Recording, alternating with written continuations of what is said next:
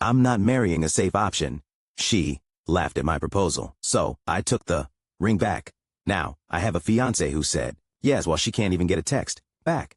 I'll be honest, I wasn't the most exciting guy in the room, but I always thought I was the steady one. I wasn't flashy. I didn't have wild stories from trips to Ibiza or a motorcycle in my garage, but I showed up every single time. I grew up watching my dad work 2 jobs and still come home every night to eat dinner with my mom. He wasn't rich, but he was dependable.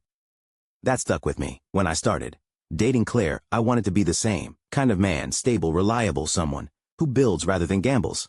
Claire was different from me. She was the kind of girl who loved being the center of attention, big laugh, big presence, always making plans with 10 people at once. Where I was cautious, she was impulsive. Where I saved, she spent. Honestly, I liked that about her in the beginning. She pulled me out of my shell. I thought maybe I grounded her while she pushed me to live a little. For 4 years, I thought we balanced each other out. I paid for most of our rent because she was still finishing her master's degree. I covered vacations, dinners, little surprises. Nothing extravagant. I wasn't rolling in cash, but I budgeted carefully. I didn't complain. I wanted her to have the time to finish school without drowning in debt. I skipped buying a new car so we could afford trips together. I passed on nights out with coworkers because I was setting money aside. In my mind, I was investing in us. We talked about marriage before, or at least I thought we had. She dropped hints about rings she liked, about what kind of wedding she wanted someday. Nothing concrete, but enough for me to believe we were moving toward the same finish line. So when she graduated and landed her first real job, I thought, this is it. We're in a good place now. We've made it through the hard part. I spent 3 months saving for a ring. Not the biggest diamond in the world, but something classic, elegant, something she'd like. I picked out a spot for the proposal, the park where we had our first real date. There's a little lake, and in the evenings, the lights from the city reflect on the water. Cheesy, maybe, but it felt meaningful. I remember sitting in my car with the ring box in my pocket, my hands sweating against the steering wheel. I had run through 100 versions of what I'd say. None of them felt perfect, but I figured sincerity mattered more than some movie speech. All I wanted was for her to know, really, know that I loved her, that I was committed, that I was offering her not just a ring, but a future I had been building quietly, piece by piece for us. That night, I walked up to the park with my heart pounding, trying to keep my smile steady. Claire was already there, sitting on a bench, scrolling through her phone. She looked up, gave me that grin that had hooked me years ago, and for a moment I let myself believe this was going to be one of those life-defining memories people tell their kids about. I had no idea how wrong I was. I'd planned the whole thing out in my head. Walk her over to the lake, say something heartfelt, drop to one knee. Not original, sure, but personal. So we walked along the path.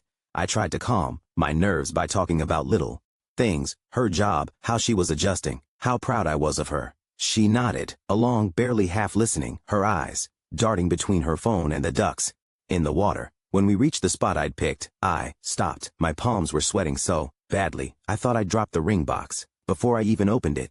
Claire, I said, taking a deep breath, we've been through a lot together, and I can't imagine my life without you. You make me better. You challenge me. You make me laugh. You make me want to build something real.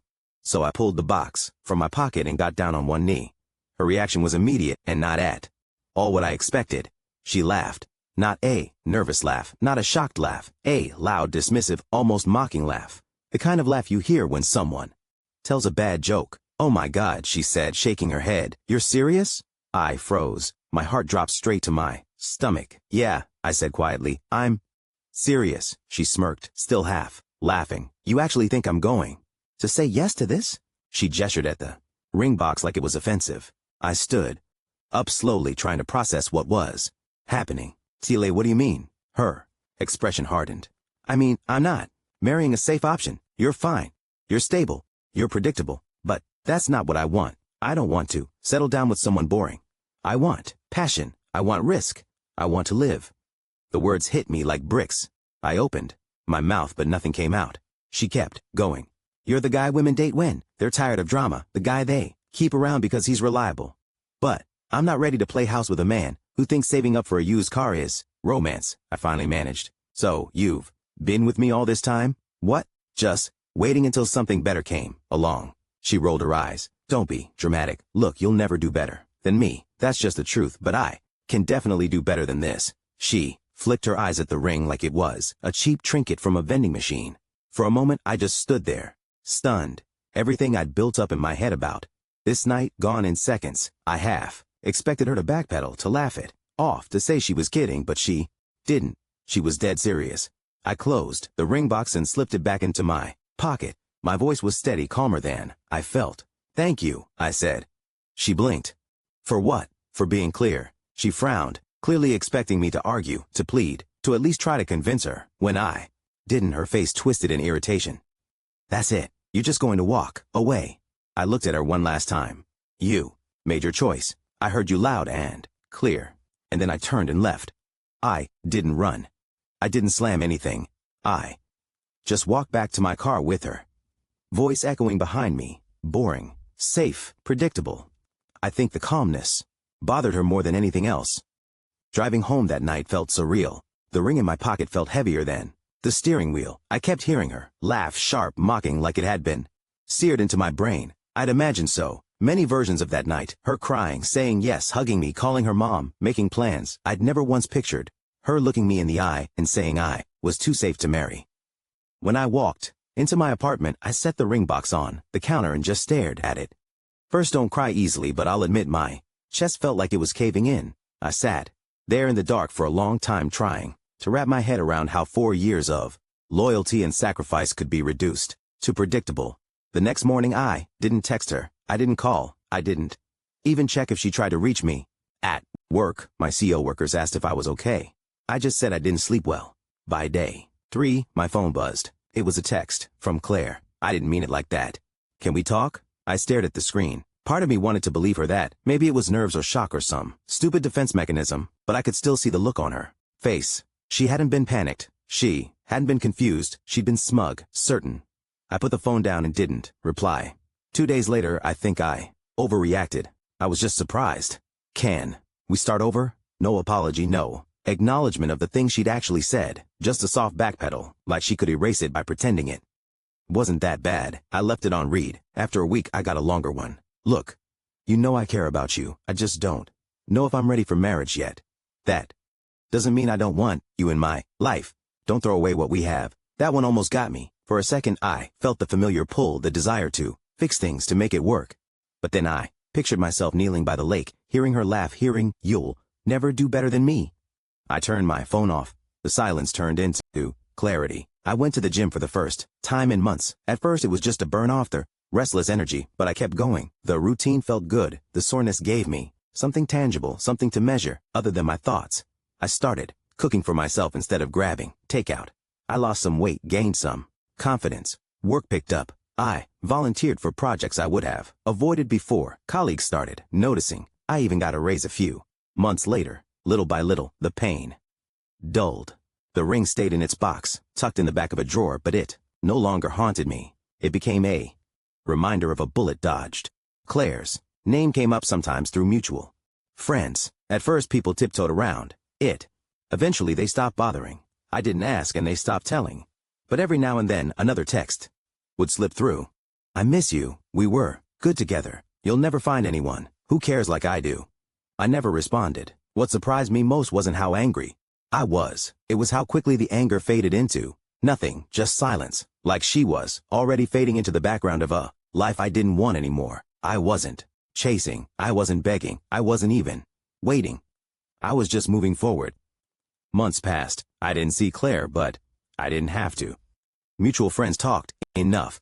Apparently, she'd started dating a guy from her new job. He was flashy, expensive watch, fast car, loud personality, exactly that passion and excitement she said she wanted. At first, she paraded him around. Social media was full of posts, nights out at bars, rooftop photos, hashtags about living life to the fullest. I ignored it, deleted, muted, moved on. But gossip has a way of finding you. One night, a friend from college texted me, "Dude, CLA's new guy, he's already cheating on her with someone in their office. Whole place knows." I didn't reply. I didn't feel triumphant, just unsurprised.